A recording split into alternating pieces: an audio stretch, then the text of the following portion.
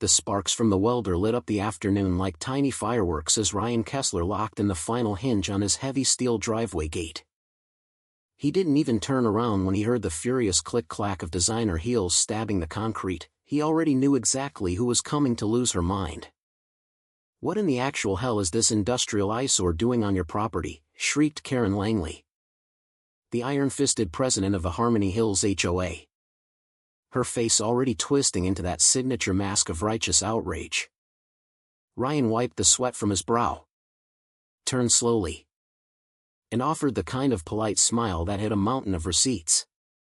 For over a year, Karen and her loyal board had painted him as the neighborhood villain. They'd spread whispers that his home auto repairs were actually a front for something shady, too many strange cars, unsavory types, the usual small-town poison. Ryan had stayed quiet, enduring the dirty looks at block parties and the anonymous complaints, all while quietly documenting every overreach. He was done being their punching bag. "It's a gate, Karen," he said calmly. "For my own driveway. On my own land." Her oversized sunglasses couldn't hide the way her eyes narrowed to slits. "You never submitted a modification request. The bylaws are crystal clear, every change must be pre-approved to protect our community aesthetic." Ryan leaned against the gate post. Section 7.4 of the CCR says driveway security features that don't block public roads or common areas are exempt. This doesn't touch anything that isn't mine. It's black wrought iron, not a Godzilla statue. Karen's perfectly manicured finger jabbed toward the gate like it had personally insulted her bloodline. "It ruins the curb appeal. We have standards in Harmony Hills." An hour later, right on schedule, a sheriff's deputy rolled up. Karen had wasted zero time. The deputy, a weary veteran who clearly hated HOA calls, listened to her breathless rant about barricading the neighborhood before turning to Ryan. "Sir, mind walking me through this?" Ryan handed over the plat map, county records, and the exact bylaw page. "Private driveway. My property line. The easement for the 3 houses behind me is still fully accessible, I'm just adding a keypad for security." Karen stormed closer, arms flailing. "That access road feels shared. He's trapping people back there." The deputy blinked slowly. "Ma'am, feelings aren't law. He's within his rights. Have a good day." He tipped his hat and drove off, leaving Karen standing there with her mouth opening and closing like a landed fish. Ryan gave her a little wave and went back to bolting the keypad. What Karen didn't know yet was that the only road serving her corner lot McMansion curved right behind his property. The gate now sat squarely across that easement. He still had to allow passage, legally, but nothing in the rules said he couldn't control it with a secure code system. By the end of the week the gate was fully operational.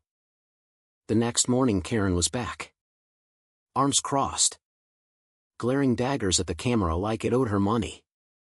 She mashed the call button. "Open this right now. I have HOA business at the back properties." Ryan's voice came through the intercom, smooth as butter. "I'll need the access code." "Karen, I don't have one." "Funny. You always told everyone to follow proper procedure and submit requests in writing." "I'm just doing what you taught me, HOA protocol." She didn't reply.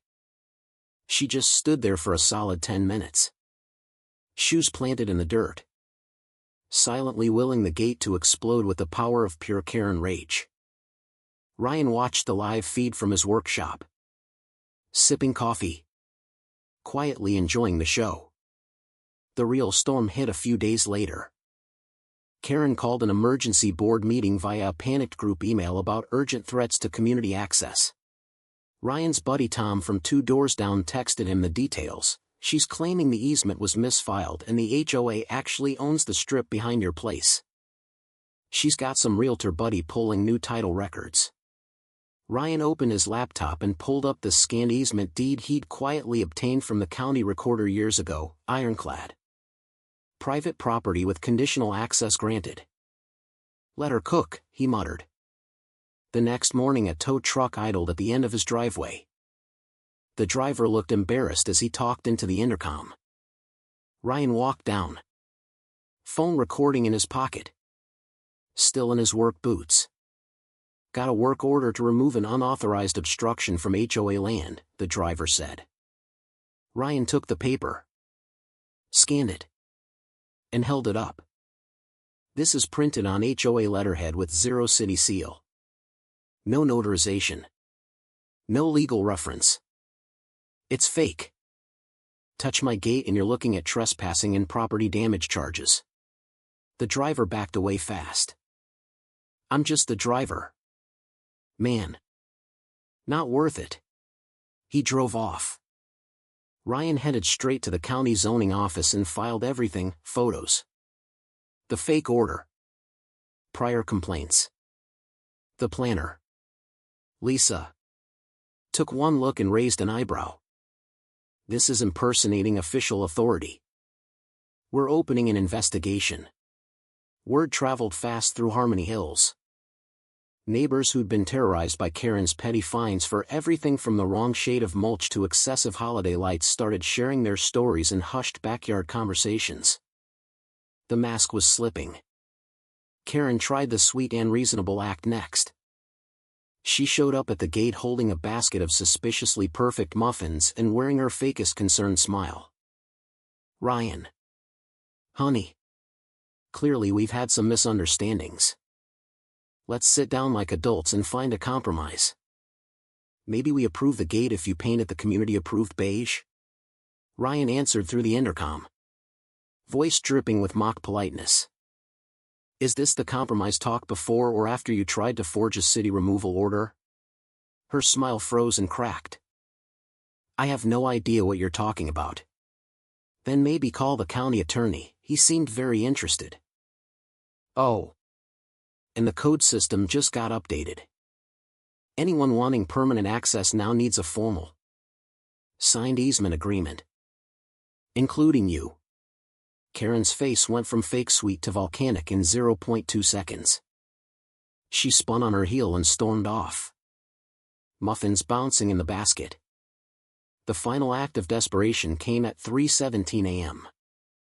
Ryan's security app screamed an alert. The camera caught a hooded figure in the bushes working on the keypad with professional tools. It was Karen's brother-in-law. A sketchy locksmith she'd clearly pressured into fixing her problem. Ryan saved every second of footage. Found a discarded piece of bypass wire the next morning. And called the sheriff's department. What followed was beautiful. Slow-motion karma. The county investigation uncovered far more than one botched tampering job. Forged zoning documents. HOA dues siphoned into fake vendor accounts, over $35,000 gone. They even traced one phony invoice back to a doctored version of Ryan's old legitimate repair bill. The DA's office got involved. Subpoenas flew. Board members started flipping. Terrified of going down with the ship.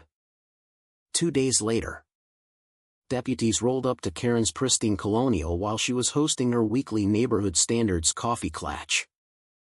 Neighbors watched from behind curtains as she was escorted onto her own lawn in handcuffs.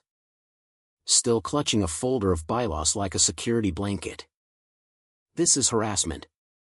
I was protecting property values, she shrieked. Face purple. Mascara running. You can't do this to me. I'm the president. One of the deputies read her rights while her folder spilled papers across the manicured grass. The neighborhood group chat exploded. Half the board resigned by nightfall. The trial was swift and brutal. Ryan testified with quiet confidence, laying out years of documented harassment and the mountain of evidence.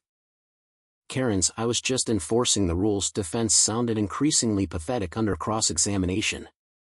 The jury took less than 2 hours.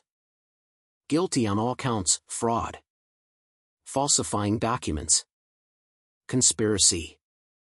Unlawful access. The new interim board, made up of actual normal humans, immediately dropped the ridiculous fines and petty inspections. Residents started planting flowers without fear. Kids left bikes on lawns again. Harmony Hills finally felt like a neighborhood instead of a police state. Ryan kept the gate. The 3 back houses signed clean.